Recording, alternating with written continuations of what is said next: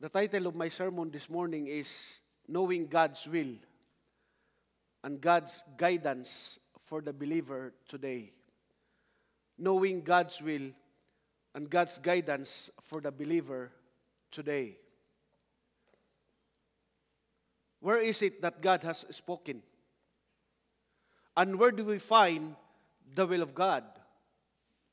And where God has revealed Himself? Those are the most important questions that we could ask.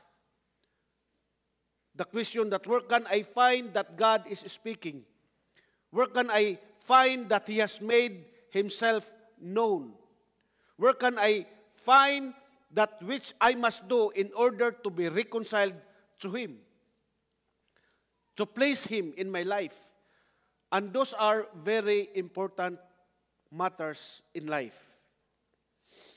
And if you are a true Christian, one of the fundamental desires of your heart is this, is that you want to please God with your life. And that is a true Christian's heart. A true Christian who truly recognizes that Christ has saved him from sin at the cross of Calvary. The true Christian who realizes that previously he had been doomed to eternal damnation from his sins, but now is safe in the arms of God because he has now been justified and he has now been reconciled to God. And it is through the work and the righteousness of Jesus Christ on his behalf.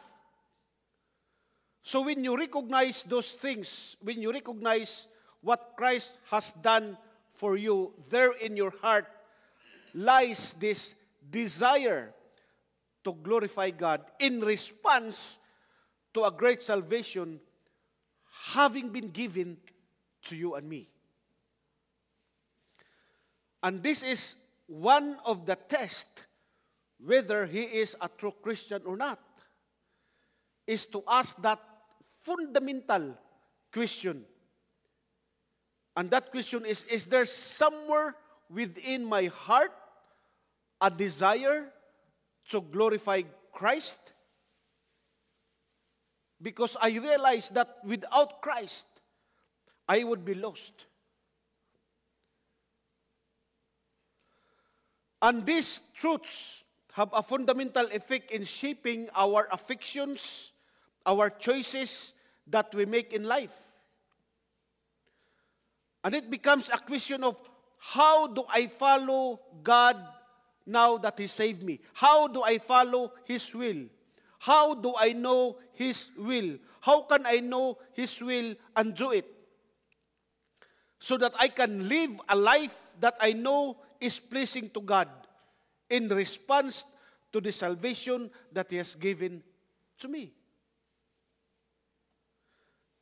Now, we as conservative, evangelical, biblical, and Protestant Christians, we believe in the doctrine of sola scriptura, that it is in Scripture alone that we find the will of God revealed to us.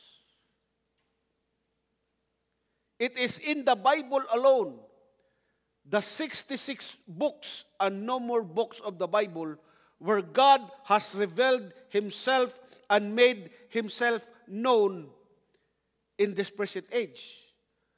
And it is there and there alone that we find what God's will is. So this idea of how do I know God's will for my life, or where do I find God's will for my life? How can I know that I am pleasing God with my life? It is right here, brothers and sisters, in the teaching of sola scriptura, means Scripture alone. And I would like to recommend some books that influenced me in my study. as I try to study this topic. There's one book there by John MacArthur entitled God's Sufficient Word. It's on the table. God's Sufficient Word by John MacArthur. The other book that I read pertaining to this topic is by Kevin DeYoung. Kevin DeYoung, The Liberating Approach to Finding God's Will. The Liberating Approach to Finding God's Will. And number 3, the book that I read is by John MacArthur, Strange Fire.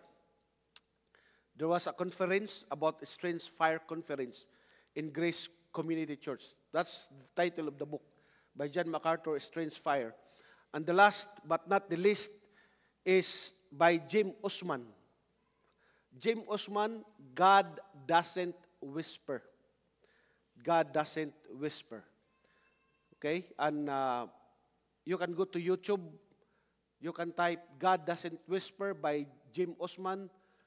There are 3 videos that you can watch pertaining to this topic as well, related to this topic. God Doesn't Whisper.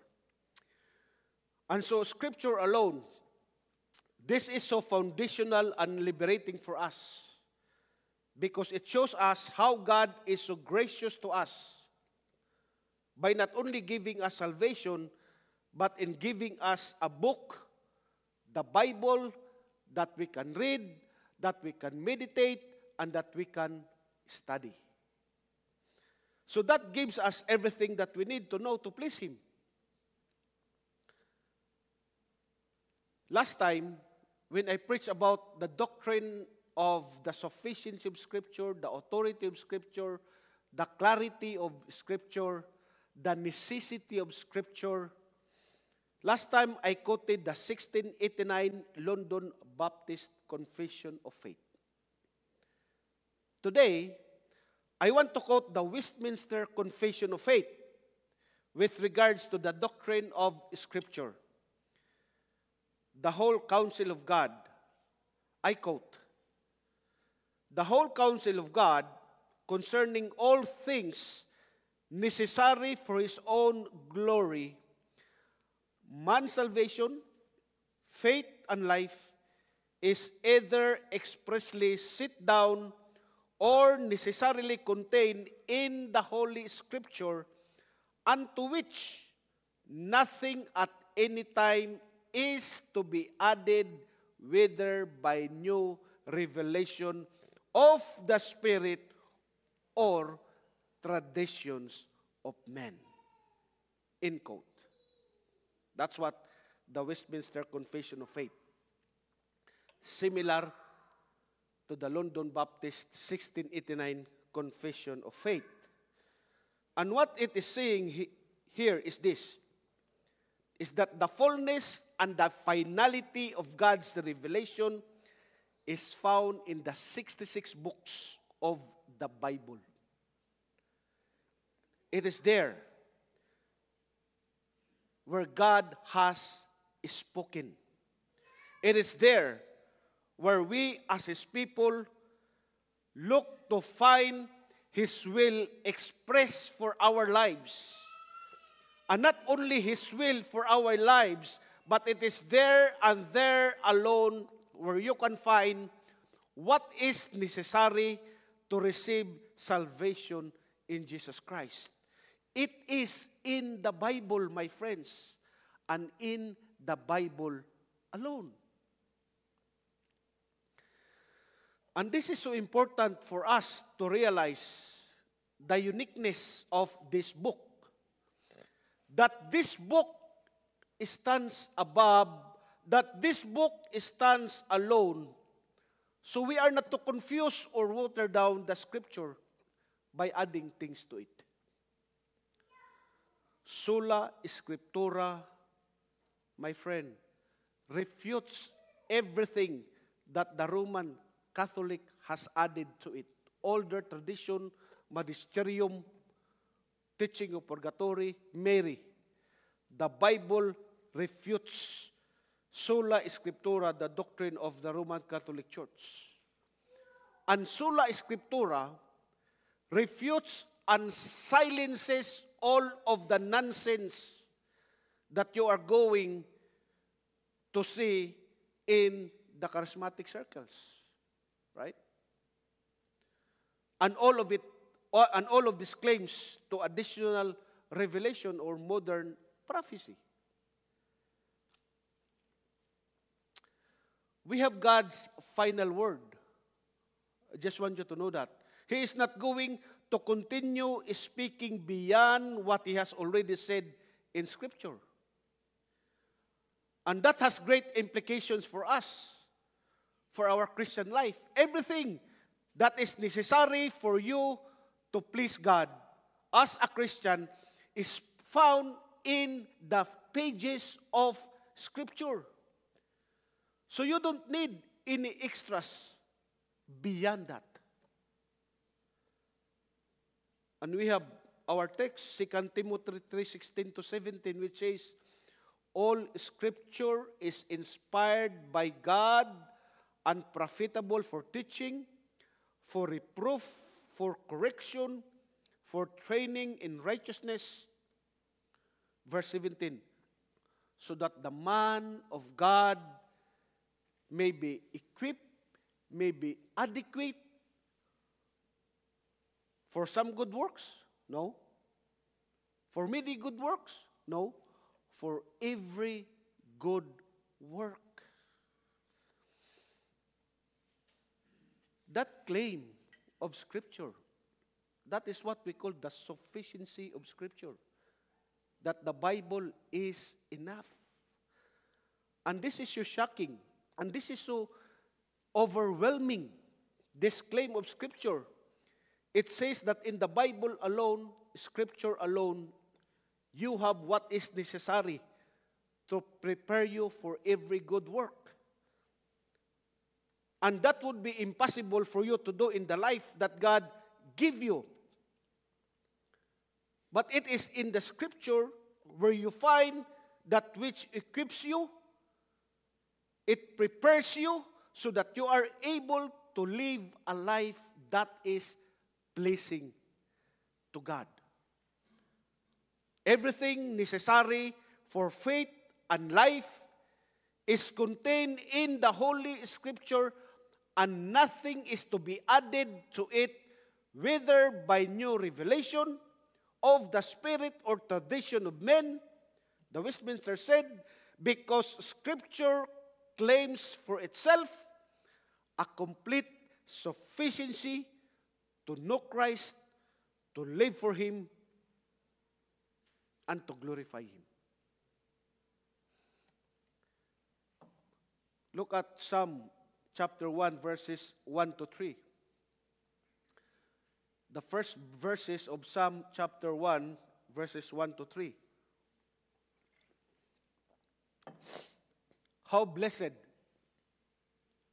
is the man who does not walk in the counsel of the ungodly, nor stand in the path of sinners, nor sit in the seat of the scoffers, but his delight is in the law of the Lord, and in His law he meditates day and night.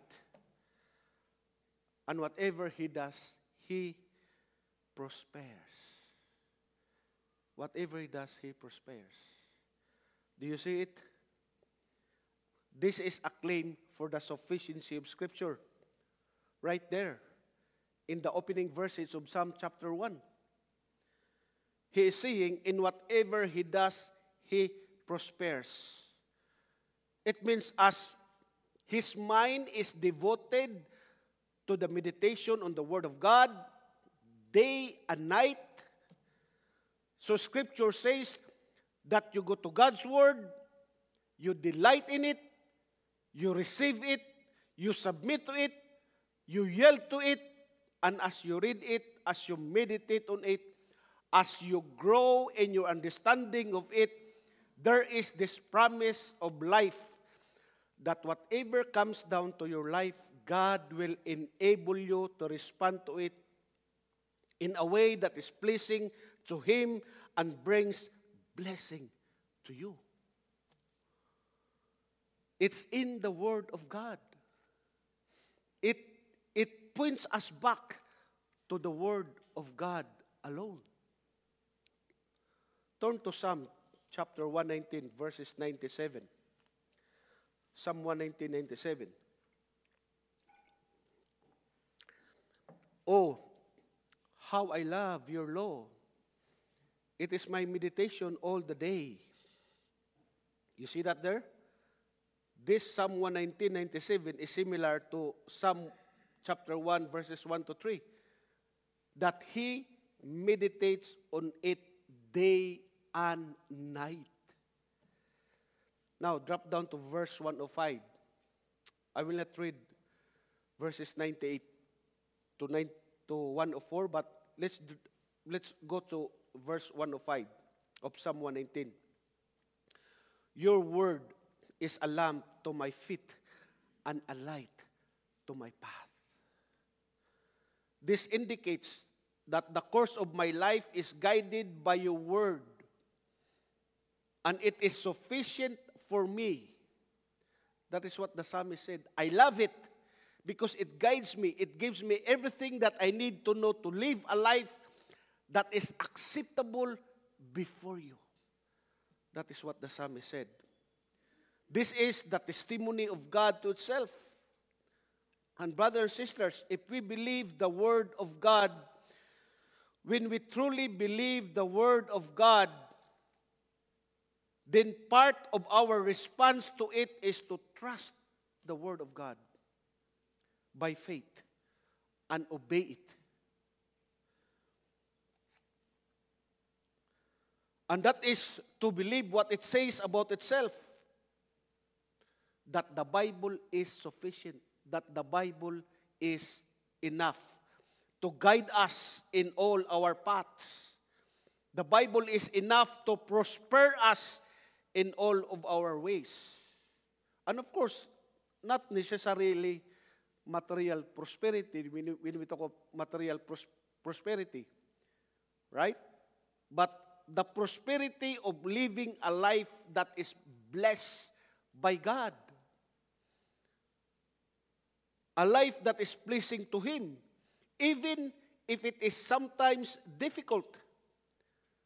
Right? That is the testimony of the Word of God to itself. And so when we talk about knowing the will of God in our lives, when we talk about God's guidance for the believer today, I want to give you two things that we must know. So 2 points this morning. Number 1, God's word is His will for your life. God's word is His will for your life. Number 2, wisdom, not private revelation, is God's will for your life. Wisdom, not private revelation, is God's will for your life. Let's go to point number 1. That God's will for your life is His word, or God's word is His will for your life. And when I'm talking about the word word is like, or the word God's word, or when I'm using the term word, I'm talking about two things there. Number 1, God's word incarnate. I'm sorry. And number 2, God's written word. The incarnate word and the written word is God's will for your life. The incarnate word and the written word is God's will for your life. And Jesus Christ is the Word of God incarnate. Right? In John 1:1. Sorry. And in the beginning was the Word, and the Word was with God, and the Word was God. And in verse 14, and the Word became flesh and dwelt among us.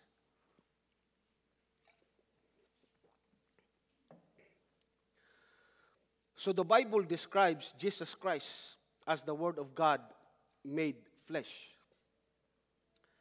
He is the ultimate revelation of God. Jesus Christ is both Lord and Savior.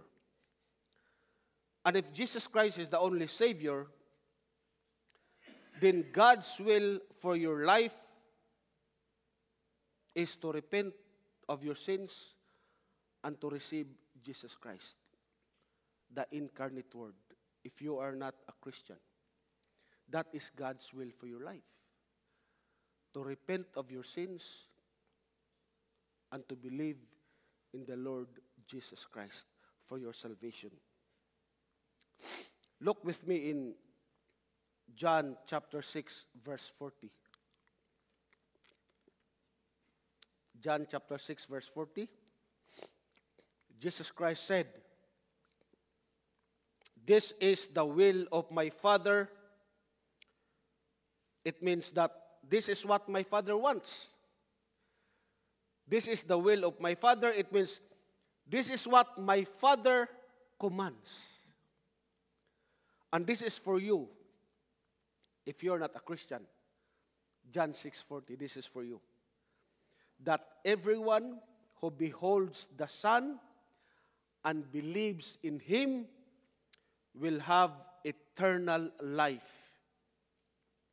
And I myself will raise him up on the last day. Thank you, Joe. My friend, the word of Christ, the gospel, it comes to you. The good news of Jesus Christ, it comes to you and announces to you that Jesus Christ has died for sinners, that Jesus Christ is the sufficient and only sacrifice by which sinful men can be reconciled to God.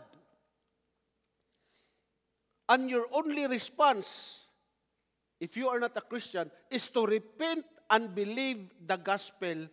Repent and believe in Christ, the incarnate Word of God. So God's will for every man, everywhere, it starts with Jesus Christ. It starts with a call to come to faith in Him, to come and to submit to Him as Lord. To reject your old ways and to reject the world and say, my heart and affections, Lord, belong to you and to you alone. Lord, I submit to you. That is God's will for you if you're not a Christian. That God's will for you, that God has come in the person of the Lord Jesus Christ, and He calls all men to Himself. Acts 17:30 to 31. He calls everyone to repent. So God's will, it starts with Christ. So the question is, do you know Him? The question is, have you cried out to Him for mercy? Have you prayed to Him and say, God, help me? It's like the tax collector. Be merciful to me, a sinner. Brothers and sisters, that is God's will for you, my friend, if you are not a Christian. But if you're a Christian today, do you know what God's will for you? God's written word is His will for your life. God's written word is His will for your life. And this God's written word, that is God's will for you, if you are a believer, is we could call this God's moral will. God's moral will. And God's moral will, it refers to those commands in Scripture for His people on how to conduct themselves. That is God's moral will. For example, the Ten Commandments are God's moral will. Another one, let me give you a couple of examples here. Go to the book of 1 Thessalonians chapter 4. 1 Thessalonians chapter 4, where God shows His will for our lives. Verse 3. For this is the will of God. What? Your sanctification.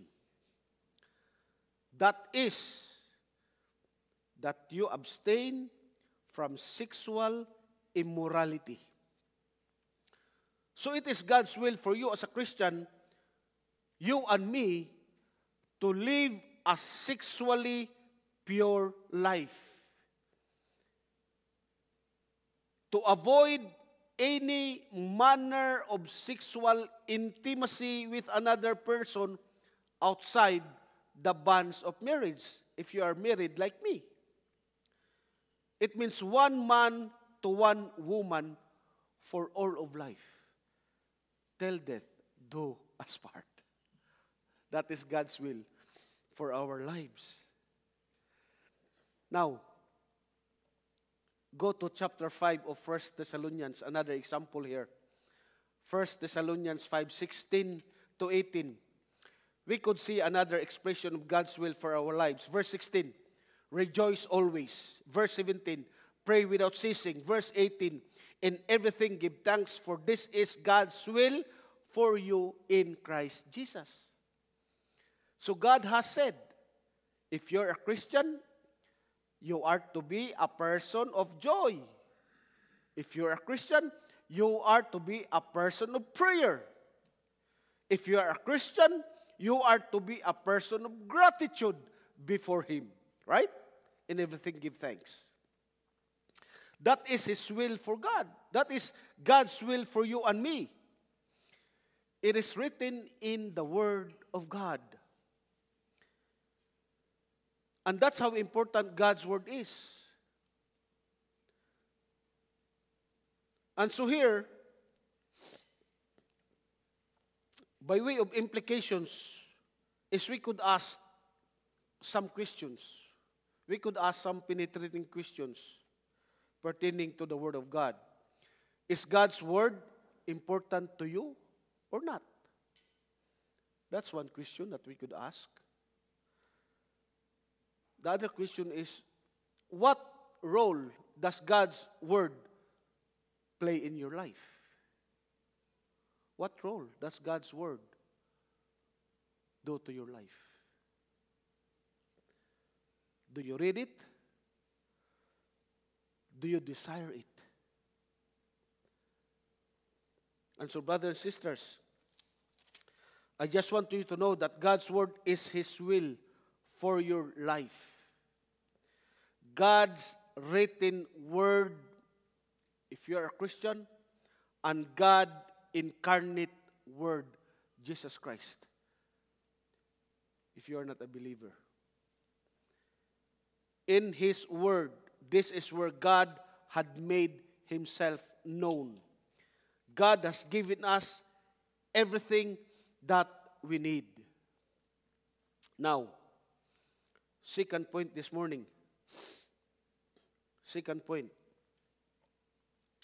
We know that there are a lot of aspects in our lives that are not explicitly discussed in the pages of Scriptures, right? There are many things in our lives that are not mentioned in the Bible. You cannot read it in the Bible. And that's what this part, this second point that I'm going to discuss, I'm going to address those questions. Right? Point number 2. Wisdom, not private revelation, is God's will for your life. I just want to read it first. Wisdom, not private revelation, is God's will for your life. So let me explain it and let me expand that thought, that point. What I mean by that is the Bible does not address everything that we face in life. Right? It does not address everything that we face in life. For example, should Pedro marry Maria or Christina? Right? One example. Another example that the Bible does not address specifically in its word is, should Ray work in Victoria or Edmonton? Thank you, brother. Amen. Another example. Should I go to engineering school or medical school? The Bible does not address that, right? Or if you need an oil change, the Bible doesn't say, right? What kind of oil you need, or what shop do you need to go, right? The Bible does not address that. That's why when we talk about the Bible is enough, the sufficiency of Scripture, we are talking about that pertaining to life and godliness. That subject, pertaining to life and godliness, the Bible is sufficient. The Bible is enough. That is the concept of the sufficiency of Scripture. Right? But when it comes to how to change the diaper of your baby, the Bible doesn't say there. Right? So, this kind of life questions, right, they are not addressed in Scripture, but they have a big impact in our lives. Correct? So if God's Word doesn't tell me who I am to marry, if the Bible doesn't tell me what job should I pursue or what school should I go, the question is, how does God's Word help me with this? That's one of the questions. The other question is, how am I to know what the best decision is? That's another question that we need to ask. And what is the right way? How am I to find God's will for this? Right? Should I go to overseas? Or should I just stay here in Canada? So to answer this, let me just give you, right, the wrong answer first. Here's the wrong answer. There are some people who believe that God has a specific answer for each of those decisions. And it is your responsibility to find it. Some say that you must find God's specific will for those non-revealed decisions, right? Those are non-revealed decisions. It is not expressed in the Scripture. You cannot read it there. And some people say, but you must discover it, because if not, you are going to be outside of His will. You should look for other people say, you should look for our inner sense of peace. This kind of feeling in your heart. This inner sense of peace. Or other people said, you should look for some supernatural answer or guidance. That God will speak to you and whisper softly in your ear. Grace, you should be a missionary. Don't stay here in Victoria. Right? You know, this kinds of answer is problematic. Do you know that? Number one, why it's problematic. God has not revealed His specific will for us. Right? Did God tell me that I should marry my wife, Ning? No. Right? Look at, Deuteronomy 29:29. Okay? Let's, Deuteronomy 29:29.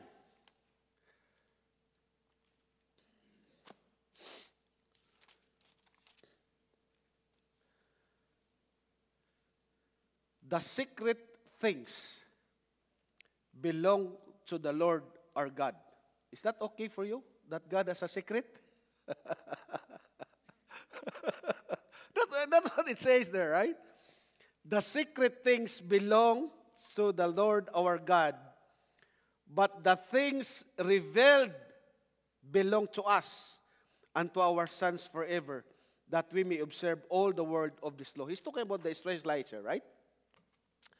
But the implication is, God has a secret that He did not reveal everything to us. What He revealed to us in the pages of Scripture is His moral will. That is what God revealed to us in Scripture, His moral will. The Ten Commandments, how to live a life pleasing to God. That we must be sexually pure, that we must be prayerful, right? That we must preach the whole counsel of God. These are His moral will. That we live a life that is pleasing to God. But these non-revealed decisions in life, God does not reveal it to us. Right? Whom I'm going to marry. No.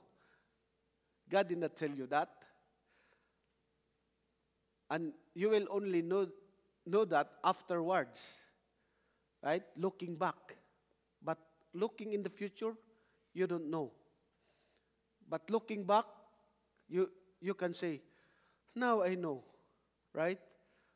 Why God gave me my wife. These are the circumstances. Right? You will only know that looking back.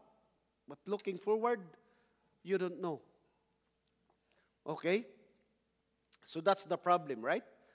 God has a secret. He did not reveal His decree, His specific will to us. Right? Now, number 2. To say that you must follow your feelings, right? Just follow your feelings. Follow your gut. Right? Follow your heart. That is not good. Okay? Because your feeling is what? Subjective. It's subjective. It changes all the time. Right? You can be deceived by your own feelings, or you can be deceived by Satan, who is disguising himself as an angel of light. You know what Proverbs 28:26 says? Proverbs 28:26, it says, he who trusts in his own heart is a fool, but he who walks wisely will be delivered. He who trusts in his own heart is a fool, but he who walks wisely will be delivered. So here, in this verse, wisdom is contrasted with trusting in your own heart. Right? There's a contrast there. The wisdom versus trusting your own heart. So don't say, God spoke to my heart. Don't say, I have an inner peace, because that is not the place you want God speaking. No. Because you are prone to deception. You are prone to self-deceit. You can trick yourself into thinking something is true when it is not. You think you have this inner peace. Especially after you eat pizza. I feel good. Huh? You need God's revelation that is outside of yourself, not subjective. God's revelation that is outside of yourself is His Word, right? His written Word. Because His written Word is fixed. His written Word will never change. His written Word stands the test of time. And that His written Word of God, as Peter puts it, the more sure Word. 2 Peter verse 1 to 19. 2 Peter chapter 1 verse 19, it says, so we have the prophetic word. The prophetic word is talking about God's written word. And Peter said, made more sure. Made more sure. Number 3, this idea that God spoke to me, or I have a word from God, or this is what God told me. First of all, it is against the sufficiency and the principle of sola scriptura. Right? It is against sola scriptura, and we reject that because it invites spiritual abuse from the so-called teachers, preachers. Right? Let me give you some example. Do you remember the Jim Jones massacre? You can Google it. Read the story. Jim Jones massacre, Jamestown, year 1978. He's a charismatic leader. And he told his people that God had spoken to him. He told them that it is God's will for us to drink this Kool-Aid. And that drink has a poison in it. And you know what happened? This is a true story. Over 900 people were dead in a jungle in Guyana. Right? Because of that concept, God told me, God spoke to me, so you better listen. So now, this fresh revelation from God, so-called revelation from God, is above the Scripture. That's now the final authority. Let me give you another example. He's a pastor named Mike Bickle, right? He's the pastor of IHOP, International House of Prayer. And he was accused of sexual abuse by multiple men. There's a woman says that Mike Bickle used prophecy. God told me this, God told me that, to sexually abuse me. That is one of the women said. You can read the story about the sexual allegation to Mike Bickle. And here, I agree with John MacArthur in his book, Strange Fire. This is what he said. Let me quote. Those who seek fresh messages from God have in effect abandoned the absolute certainty and total sufficiency of the written word of God, and they have set in its place their own fallen and fallible imaginations. We must guard carefully against allowing our experience and our own subjective thoughts and imaginations to eclipse the authority and the certainty of the more sure word. End quote. John MacArthur, Strange Fire's book. So there's no such thing as a private revelation from God. There's no such thing as private messages from God. So the question is, how?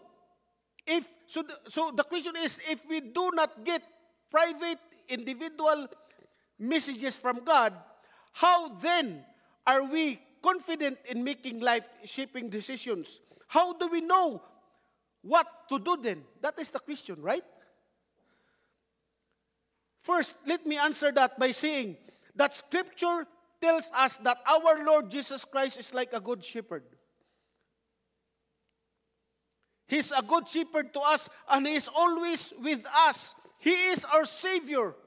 So we are in good hands in Christ. Psalm 23, the Lord is my shepherd, I shall not be in want. He is guiding us, not with new revelation, not with these new messages, but invisibly directing our lives through His providence. And God said, I'll be your shepherd. God said, I am the good shepherd. And so we follow Him as we look to His word. And beyond that, we trust in Christ. Beloved, as I said in our point number 2, that wisdom, not private revelation, is God's will for your life. And here's what I mean by that. Where God's word speaks, your obedience is required. Absolutely, right? Sexual purity. We just read it in Thessalonians chapter 5. Joyful attitude. Absolutely.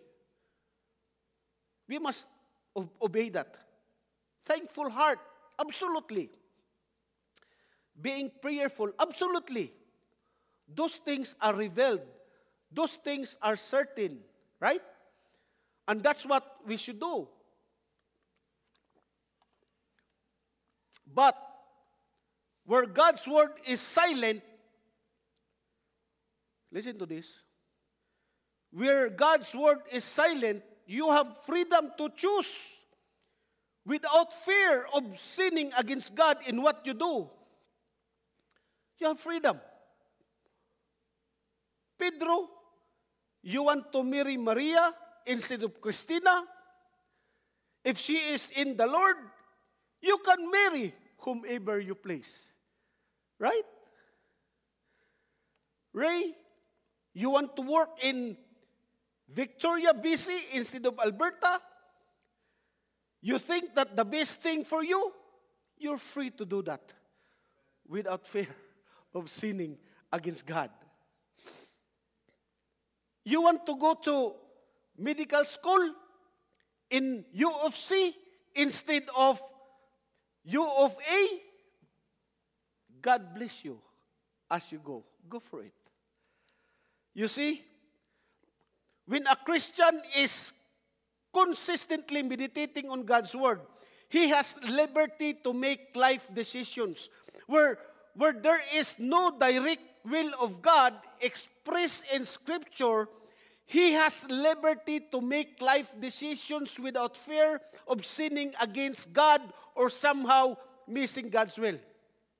Brothers and sisters, if your mind is filled with God's word and you are seeking to live a repentant life, you have freedom to make decisions and trust that as you go, God is working out His will in the process. But you do not get an advance notice, right? In advance from God about those things. So what that means is that you are free to live life with a sense of confidence.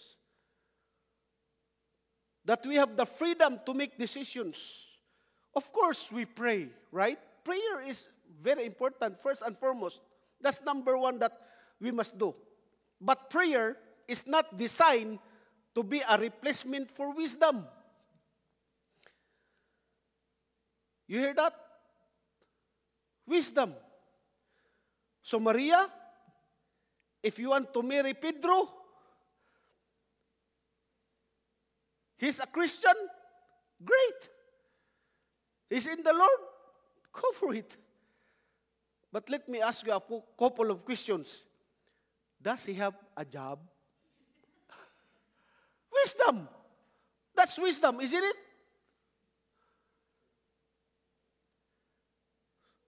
No, he doesn't have a job yet. Then maybe that's not the best decision for you for now. You see, that's wisdom. That's how you use wisdom.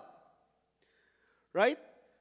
Because wisdom would say, you would want, right? You do not want somebody that don't have an established job where you can submit yourself, and wisdom says, you will end up somewhere, suffering. Right? Because now you're taking care of the kids, you have no job at the same time, right? The husband has no job, right?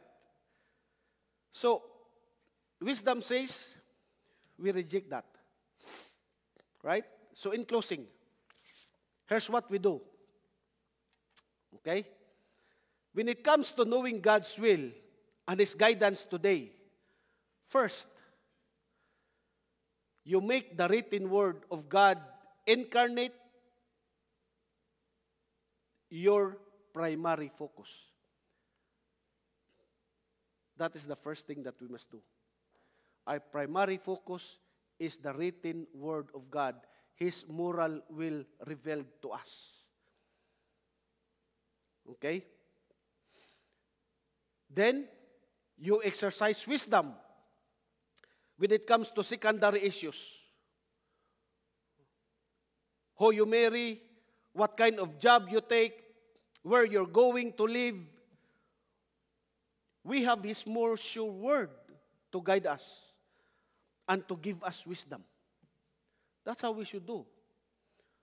Also, talking about wisdom, we could also ask wisdom from godly leaders and mature believers. You know that, right? Proverbs chapter 11, verse 14. Where there is no counsel, where there is no guidance, the people fall. But in the multitude of counselors, there is what? Safety. You see? Right? So, brothers and sisters, if you are in Christ, God loves you and has secured your eternal well-being in life. He is guiding you through everything that happens to accomplish His will. You don't need to fear that there's going to be a divine discipline if I'm going to make decisions when it comes to non-moral issues. No.